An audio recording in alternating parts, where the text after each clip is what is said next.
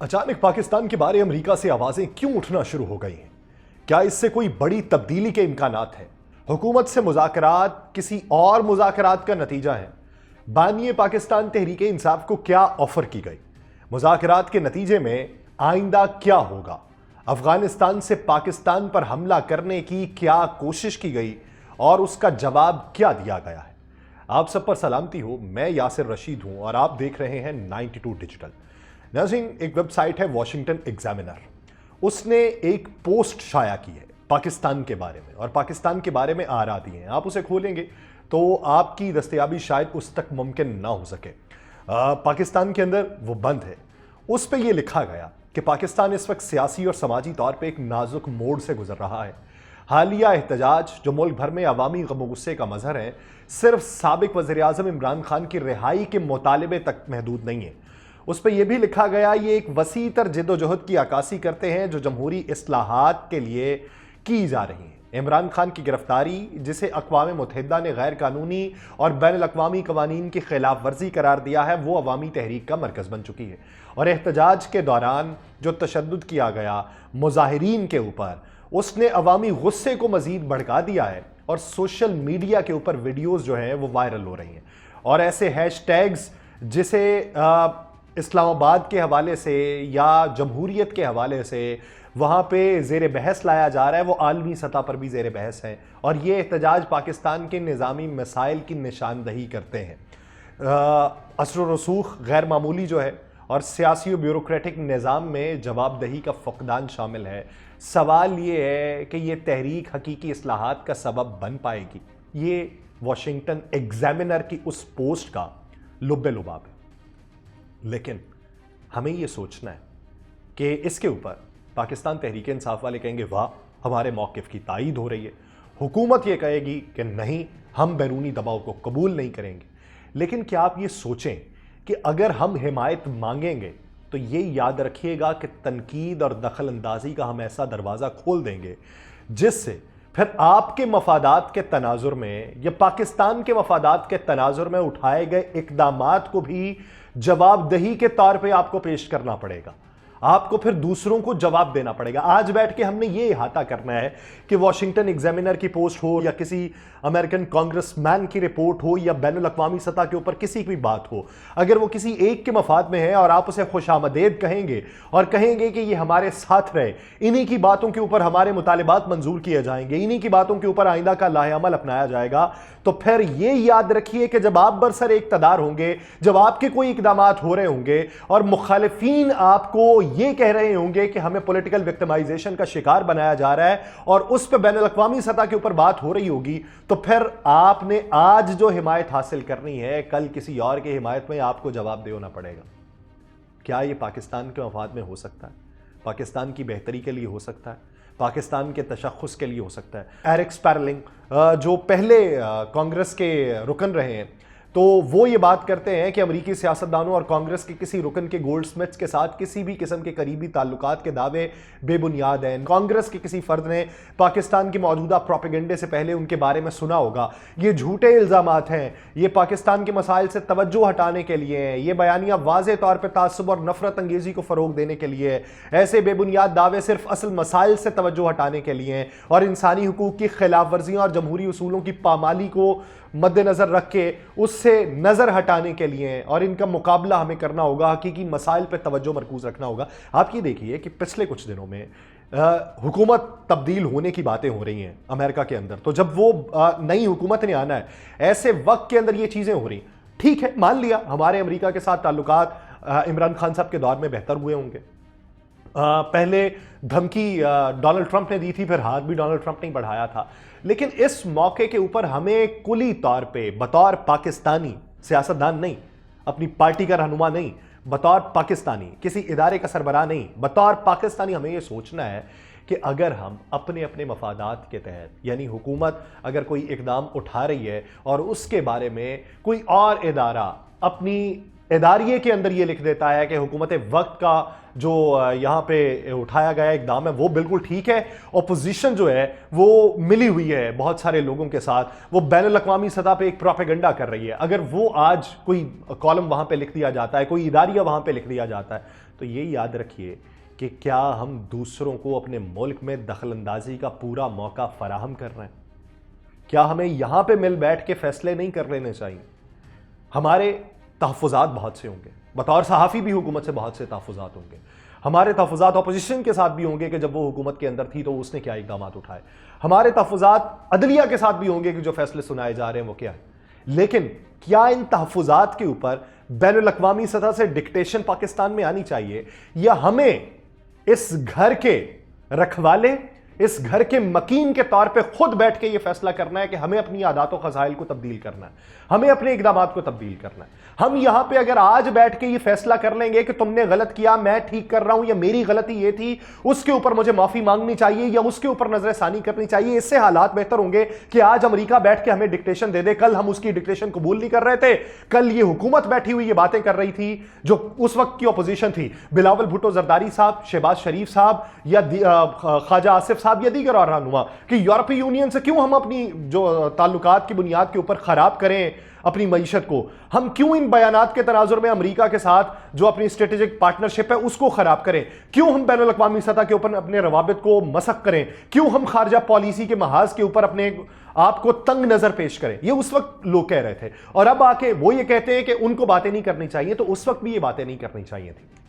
اگر تب مفادات عزیز تھے تو اب کے مفادات کے بارے میں بھی باتیں اور طریقے سے ہونی چاہیے. تو ہمیں بیٹھ کے یہ فیصلہ کرنا ہے کہ ہم نے کس سمت کو جانا ہے, ہمیں بیٹھ کے یہ فیصلہ کرنا ہے کہ ہمیں آپسی مسائل یہاں پہ ٹیبل ٹاک کے ذریعے حل کر رہے ہیں یا پھر اس سے بیرونی دباؤ کی ڈکٹیشن لینی ہے. اب یہاں پہ بہت ساری اور باتیں ہیں کہ یہ جو مذاکرات چل رہے ہیں, یہ مذاکرات کے پیچھے بھی کوئی اور ڈکٹیشن ہے, کوئی دباؤ ہے, مستقبل قریب کے خدشات ہیں جس کی بنیاد کے اوپر یہ سارا کچھ ہو رہا ہے. تو ایسی باتیں چھوڑ کے کچھ اپنی نرم مزاجی اپنانی چاہیے, لفظوں کے اندر بدلاؤ لے کے آنا چاہیے. خواجہ آصف صاحب این اس موقع کے اوپر کہ جب مذاکرات کا عمل چل رہا ہے, بطور وزیر دفاع, وزراء کی باتیں اور ہوتی ہیں, عام سیکنڈ ٹیئر لیڈرشپ کی باتیں اور ہوتی ہیں. وہ آج انہوں نے ایک لمبا چوڑا بیان دیا ہے کہ عمران خان نے وفا کس سے کی ہے, اس نے تو اپنوں کو بھی دغا دیا ہے, کس ایک کو اس نے چھوڑا ہے. تو جب آپ اس طرح کی باتیں کریں گے تو پھر وہ جو ٹیبل کے اوپر آپ نے گفت و شنید کرنی ہے اس کے نتائج کیا نکلیں گے؟ میں نے کل فیصل چودھری جو پاکستان تحریک انصاف کے رہنما, فواد چودھری صاحب کے چھوٹے بھائی ہیں, بانی پی ٹی آئی کے اکثر کیسز کے اندر ان کے ذاتی وکیل ہیں اور پاکستان تحریک انصاف کو قانونی معاونت بھی فراہم کرتے ہیں, میں نے ان سے کل ایک سوال پوچھا. میں نے کہا جی یہ بتائیے کہ ڈیل شیل والا تاثر ہے کیا, اس طرح کی کوئی بات ہوئی؟ انہوں نے کہا جی خود ریویل کیا ہے بانی پاکستان تحریک انصاف نے کہ مجھے کہا گیا کہ بنی گالہ میں رہ لو, مجھے کہا گیا کہ پشاور منتقل ہو جاؤ, باہر جانے کی باتیں ہوئیں, لیکن میں نے یہ ساری ڈیل جو ہے نا میں نے اس سے انکار کر دیا. تو میں نے ان سے یہ سوال کیا, میں نے کہا جی یہ بتائیں کہ یہ ڈیل جو ہے یا یہ آفر جو ہے یہ کس کی طرف سے ہوئی تھی, حکومت کی طرف سے؟ تو انہوں نے آگے سے یہ جواب دیا کہ جی حکومت کے پاس اتنی پار ہے کہ وہ یہ بات کر سکے. تو میں نے ان سے ایک عامیانہ سا, سادہ سا, معصومانہ سا سوال کیا. میں نے کہا جی یہ بتائیں کہ پچھلے دنوں میں آپ کہتے تھے حکومت کے ہاتھ میں کچھ نہیں ہے, مذاکرات ان سے نہیں کریں گے, ہم طاقتور لوگوں سے مذاکرات کریں گے. اور میں نے کہا بقول آپ کے وہ آفر بھی طاقتور لوگوں نے کی ہے, آپ ان کی آفر کو ڈکلائن کر کے آپ آ گئے حکومتی سائیڈ کے اوپر کہ ان کے ساتھ مذاکرات کر لیں. تو انہوں نے ایک انکشاف کیا, انہوں نے کہا جی یہ مذاکرات بھی کسی مذاکرات کا نتیجہ, یعنی وہ یہ تاثر دے رہے ہیں کہ اس ضمن کے اندر جو بھی کچھ چیزیں ہوں گی وہ بہتری کی طرف ہوں گی. پھر انہوں نے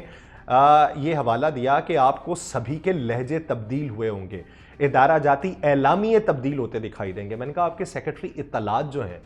وہ تو ادارہ جاتی اعلامیے کے اوپر اور پریس بریفنگ کے اوپر تحفظات کا اظہار کر رہے تھے. انہوں نے آگے سے یہ جواب دیا کہ ان کو کیا معلوم,